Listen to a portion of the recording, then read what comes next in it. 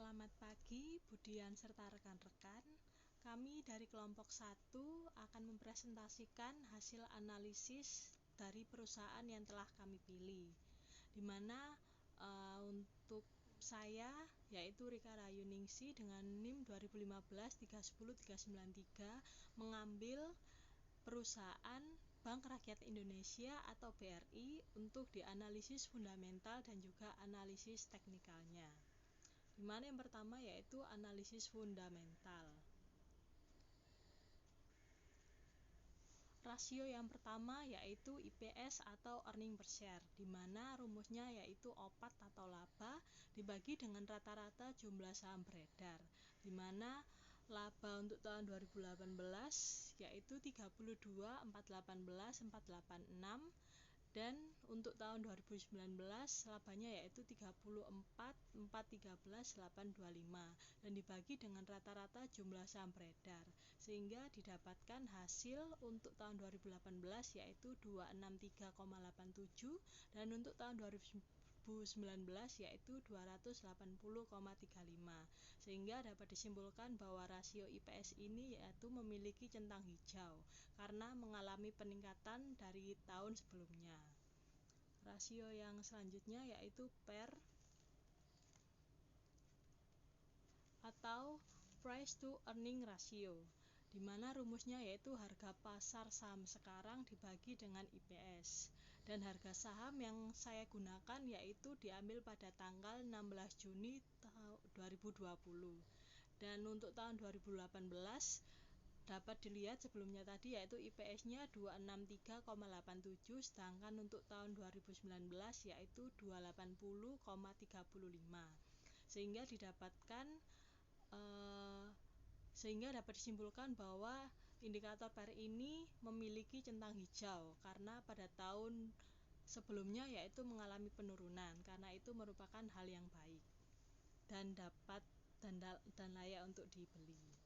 Dan rasio selanjutnya yaitu IPS growth, di mana rumusnya yaitu IPS sekarang dibagi dengan IPS sebelumnya dikali dengan 100% lalu dikurangi dengan 100. Nah, didapatkan hasil pada tahun 2018 yaitu 11,15, sedangkan untuk tahun 2019 yaitu 10,62, sehingga dapat disimpulkan bahwa rasio ini memiliki centang merah karena pada tahun sebelumnya dan sampai 2019 mengalami penurunan. Dan rasio selanjutnya yaitu PER growth, di mana rumusnya yaitu PER dibagi dengan IPS growth sebelumnya, dan didapatkan hasil pada tahun 2018 yaitu 1,04, sedangkan untuk tahun 2019 yaitu 1,03. Nah, ini dapat disimpulkan bahwa rasio ini di centang merah karena pada tahun 2019 bernilai 1,03, karena dimana kalau memiliki angka di atas 1 itu merupakan hal yang tidak baik. Dan untuk rasio selanjutnya yaitu DPS, di mana rumusnya yaitu dividen tunai yang dibayarkan dibagi dengan rata-rata jumlah saham beredar. Nah, didapatkan hasil pada tahun 2018 yaitu 106,21, sedangkan untuk tahun 2019 yaitu 131,77. Nah, ini dapat centang hijau karena mengalami peningkatan dari tahun sebelumnya. Nah, rasio selanjutnya yaitu dividen yield, di mana rumusnya yaitu dividen per saham dibagi dengan harga pasar saham sekarang.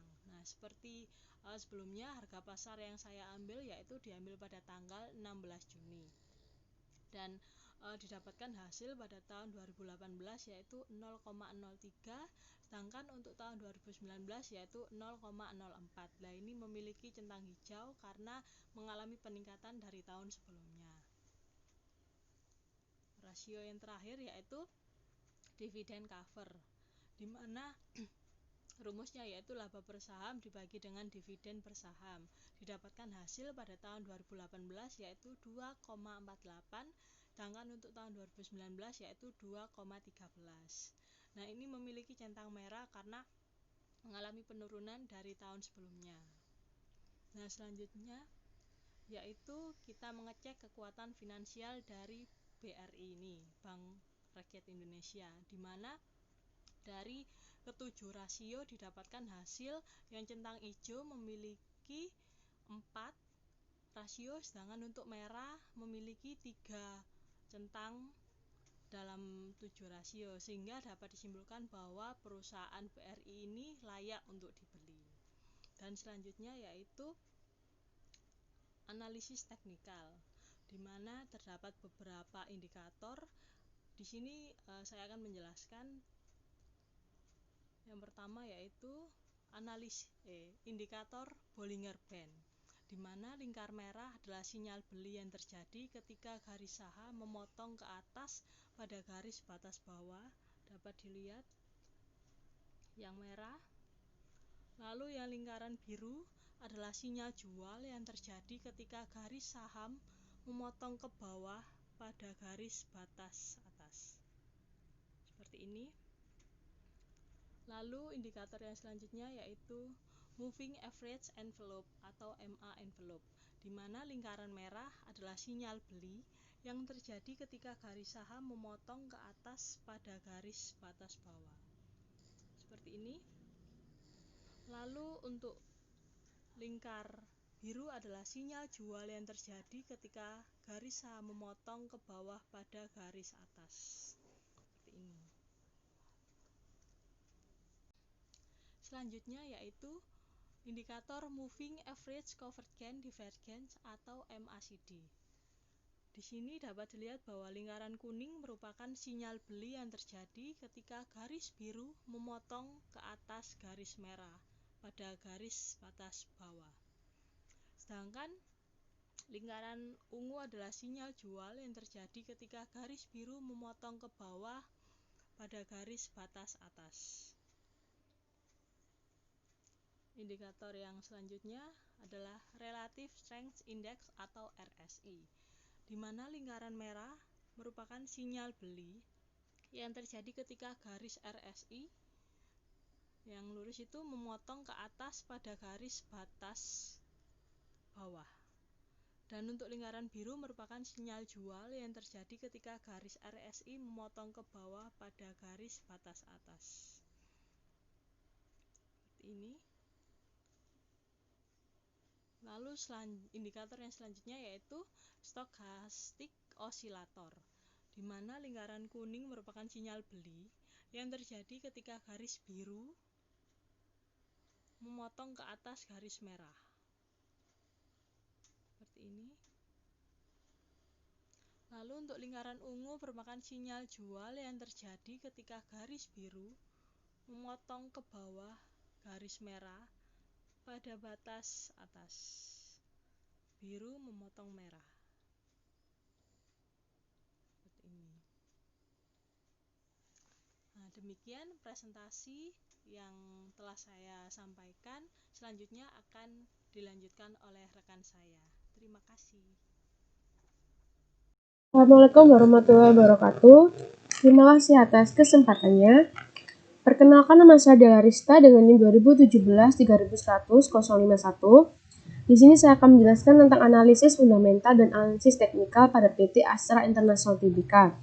Untuk melanjutkan presentasi dari rekan saya. Nah, analisis fundamental ini adalah sebuah analisis yang terkait dengan dasar-dasar ekonomi seperti laporan laba rugi, neraca.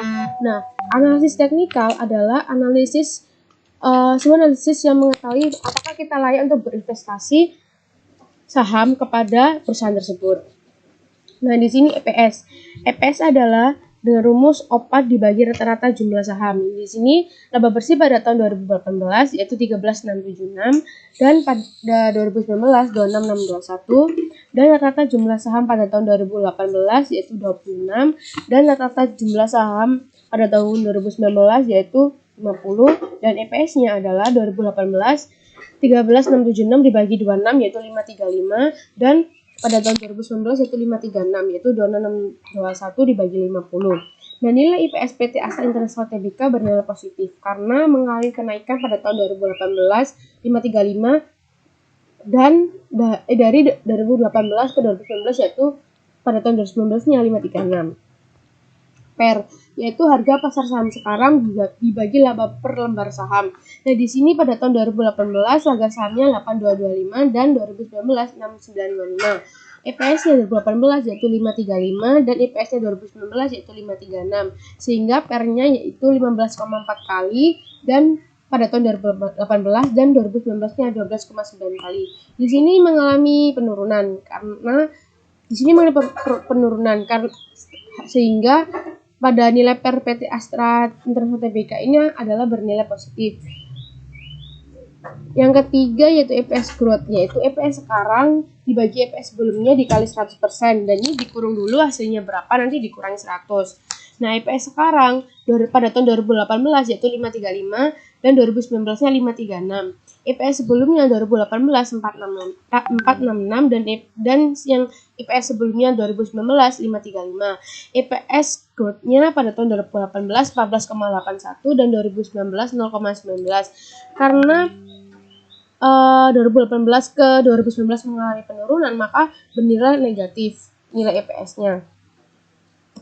PER growth yaitu rumusnya PER dibagi EPS growth. Pada tahun 2018 PER-nya 15,4 kali dan 2019 12,9 kali. Nah, EPS growth-nya pada tahun 2018 yaitu 14,81% dan 2019 EPS growth-nya 0,19%. PER-nya 2018 1,04 dan 2019 67,89. Angka ideal untuk EPS growth rate adalah 0,8. Nah, pada tahun 2014 dan 2019 berkurang lebih dari 1, maka PER growth-nya ini bernilai negatif. Dividen per share DPS, yaitu rumusnya dividen tunai yang dibayarkan dibagi dengan rata jumlah lembar saham.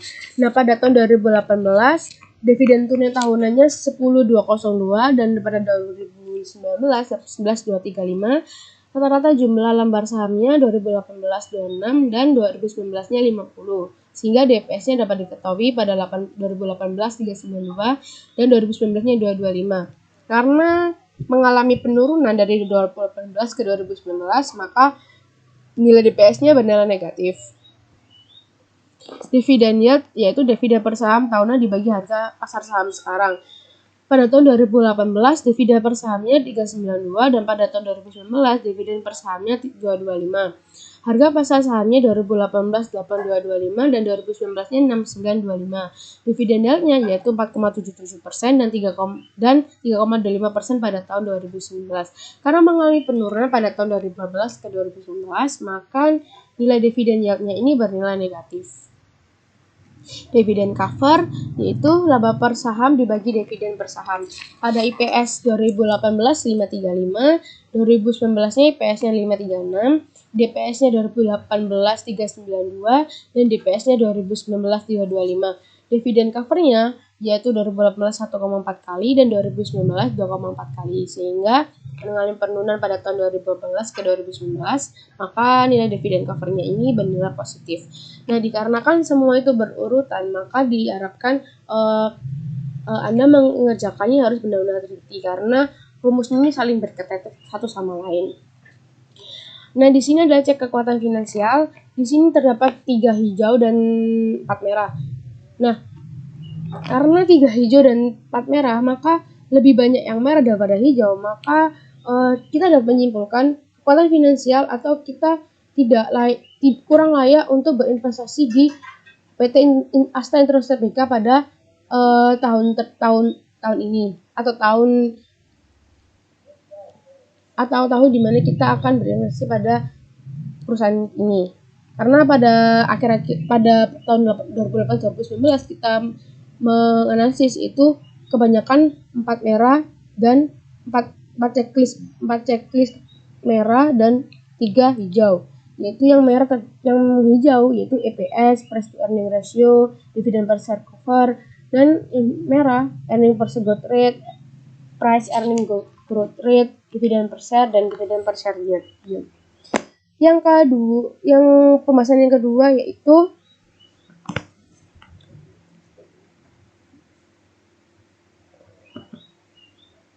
analisis teknikal.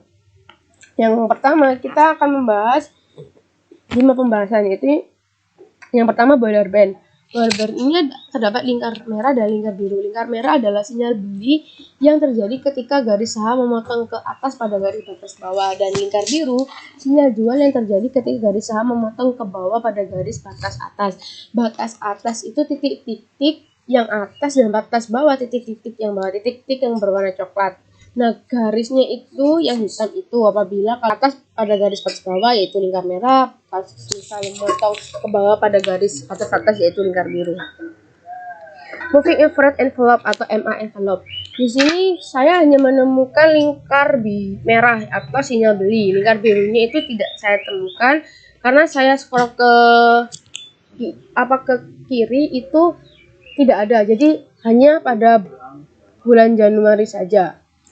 Itu pada tahun 2019 saja, dan saya menemukannya hanya pada tahun 2020. Nah, di sini lingkar merah adalah sinyal beli yang terjadi ketika garis saham memotong ke atas pada garis batas bawah, dan lingkar biru yaitu sinyal jual yang terjadi ketika garis saham memotong ke bawah pada garis batas atas. Ketika nanti ada garis hitam yang memotong biru-biru titik atas, maka nanti kita dapat menyimpulkan, dan itu memotong ke bawah, kita dapat menyimpulkan dia adalah sinyal jual. Seperti itu. Yang ketiga adalah moving MACD atau moving average convergence divergence MACD. Lingkar kuning ini adalah sinyal beli yang terjadi ketika garis biru memotong ke atas garis merah pada batas bawah. Sedangkan lingkar ungu adalah sinyal jual yang terjadi ketika garis biru memotong ke bawah garis merah pada batas atas. Relative Strength Index RSI. Lingkar merah adalah di sini batas atas, di sini batas bawah. Ketika sinyal beli ketika memotong ke atas pada garis batas bawah 30%, maka disebutkan itu lingkar merah, yaitu sinyal beli yang terjadi ketika garis RSI memotong ke atas pada garis batas bawah 30%. Apabila ketika sinyal jual terjadi itu apabila ketika garis RSI memotong ke bawah pada garis batas atas. Nah, memotong ke bawah pada garis batas atas 70%, maka itu lingkar biru. Stochastic oscillator, yaitu ada dua, lingkar kuning dan lingkar ungu. Dan lingkar kuning ini adalah sinyal beli yang terjadi ketika garis biru memotong ke atas garis merah pada batas bawah. Di sini batas bawah ya. Dia memotong ke atas maka disebutkan lingkar kuning atau sinyal beli. Ketika dia memotong ke bawah pada garis batas atas, maka itu disebutkan lingkar biru. Sekian dari presentasi saya. Apabila ada salah kata dan perbuatan, saya mohon maaf. Wassalamualaikum warahmatullahi wabarakatuh. Terima kasih.